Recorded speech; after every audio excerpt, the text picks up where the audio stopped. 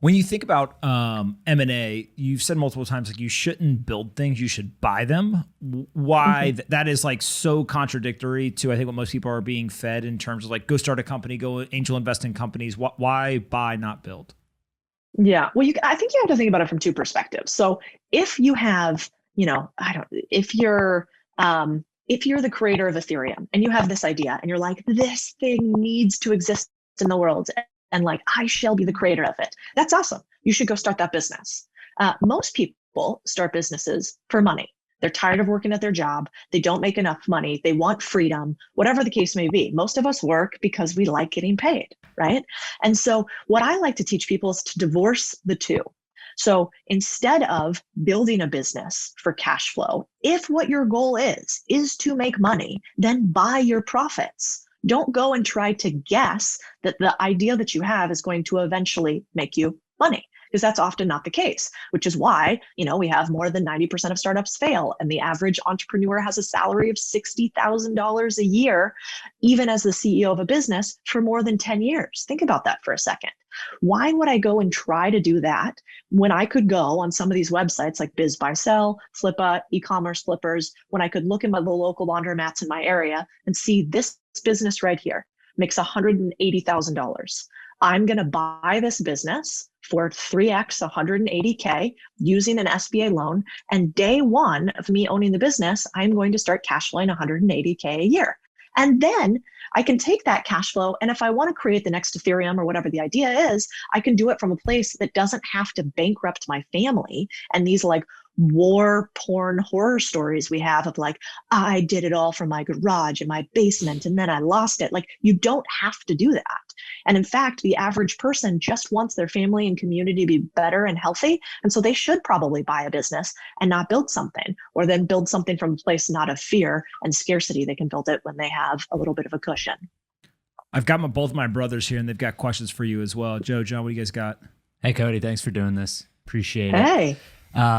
My question would be really just around getting started, right? I think we touched on this a little bit earlier, but I think generally when people think about diversifying their income streams when it comes to passive income and looking at different industries and businesses, they get a little scared that they're not an expert at any one singular industry, right? So how do you think about starting to do that and getting educated? Is it just partnering with specific people in those industries like you mentioned earlier, or is there another strategy that you think works well?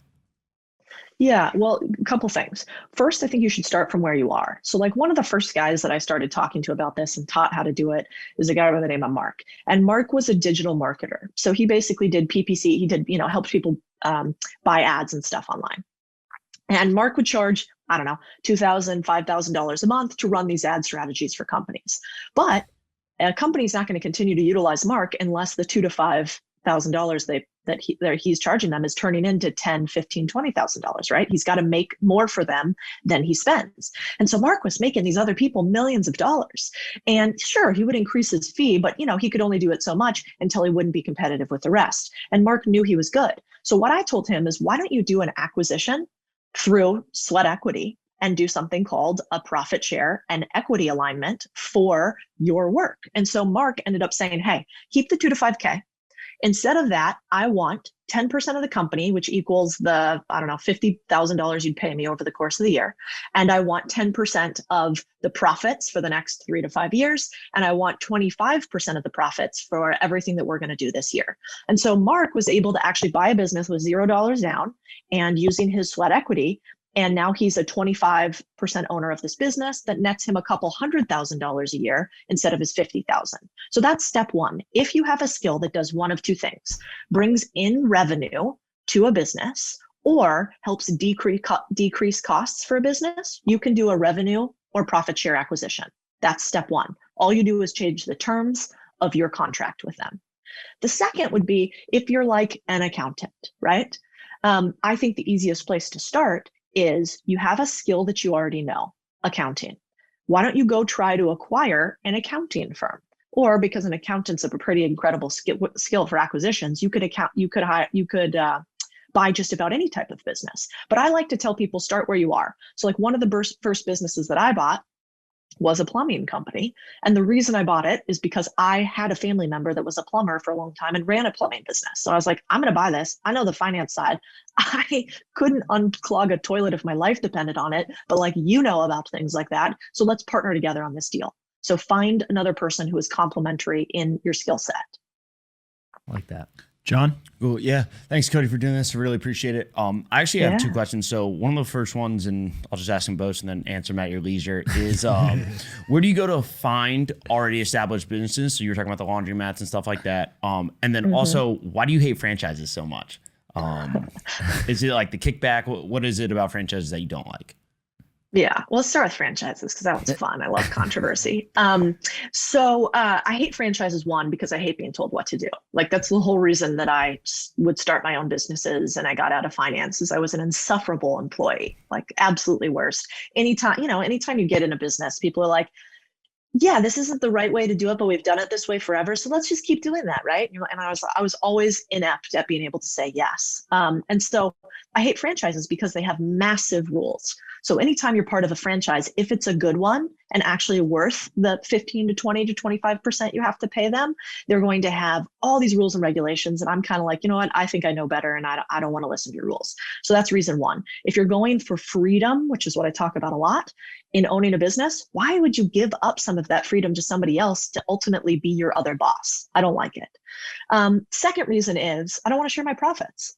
Why would I have to share 10 to 25% of my profits with somebody else? And you might say, well, because they're going to teach you how to do the business. Well, if they're going to teach me how to do the business, that's a one-time endeavor. I can learn all of that by paying a consultant up front. Maybe I pay them more, or maybe I pay another business owner more to give me all of his SOPs, his processes. But I'm not going to pay that business owner 25% to teach me that for the rest of my ownership of the business. No, thank you. And then third is I like to protect my downside. And with franchises, they can mandate a bunch of things for you. Like I have friends that own McDonald's franchises, and McDonald's will say, okay, we're rebranding everything. We need new signage everywhere. Here are the new rules and regulations with COVID that you're allowed to do or not allowed to do. It's going to cost you about $100,000 to $500,000. So go ahead and have that implemented in the next 90 days. I'm not interested in that. So that's why I don't like franchises. You can make a bunch of money though. So that is fair. I forgot your first question entirely. What was that again? No worries. Where do you go to find businesses? So if you say you're interested in laundromats, where would you go? Do you scour the internet? Do you try to network? What do you do? So the best way to do it is offline. If, like what Pomp was saying is like, well, that's funny. I guess you guys are all Pomp. That's a little confusing. I never thought about that before. Okay. So, the best thing to do is not to go native, not to go digitally native. Why? Because that's the easiest path, right? Anytime you have the path of least resistance, you have typically the least return. And so the best way to do it is actually this. So the maybe like the second or third business I bought was, and I just own a part of that business. I own about 40% of the business. That business was a service that was provided to me. It was in the media sphere. And I was paying this guy like a pretty, $2,000, $3,000 or something like that a month to provide this service to me. Let's say that it was video production. And this guy had a business that was doing okay. I could tell he kind of had a job. He had this business so that he could have a lifestyle. He was the operator of the business. He was in it every single day. And I was like, hey, let's call him Tom. Tom, do you want to grow your business? And he was like, yes, stupid question. Of course I want to grow my business. And I was like, okay, well, I pay you 2 to 3K a month. I think that I could get you probably anywhere from 10 to 20 new clients that were similar to me, and we could increase the prices. And I think some of your systems and operations aren't that great. And like you could do these couple of things and your business would 10X. What if I invested money in your business? Give me a look at your books. Just tell me high level how much profit you make in a year. I'll give you a reasonable return, anywhere from, 1.5 to 3X the investment that I would make in it. And I want to own about 40% of your business, but I'm also going to help you grow the business. So we ended up doing a deal where I only invested $10,000 in this business that was doing about $100,000 in profit. But I ended up bringing them about another $100,000 in new clients. And now I own 40% of a business that does $350,000, $400,000, something like that of profit a year. That is totally doable. So look at your checking account and your credit card. Where are you spending money consistently over time? And do you know the owners of those businesses? Can you talk to them about, can you invest in their business alongside of them? I think that's one of the most underserved ways to find businesses. And then the next thing that you want to do is like, talk to your dad's friends, like talk to your financial advisor, talk to your attorney, talk to your accountant, and look for the gray-haired wave, which are all the retirees that are moving out of their businesses, that are tired of COVID lockdowns and, the move to digital, that don't want to do that. They've been running them for decades, and have face-to-face conversations in your community. Then you can do it online on some of the sites that I mentioned before, like BizBuySell, Flippa, e-commerce flippers, etc. Hey guys, thanks so much for watching that clip of the Best Business Show. Make sure you like and subscribe to the channel, turn on notifications so you know when we go live every weekday, and then head to SoFi.com/pomp so that you can get an account and we can get after it.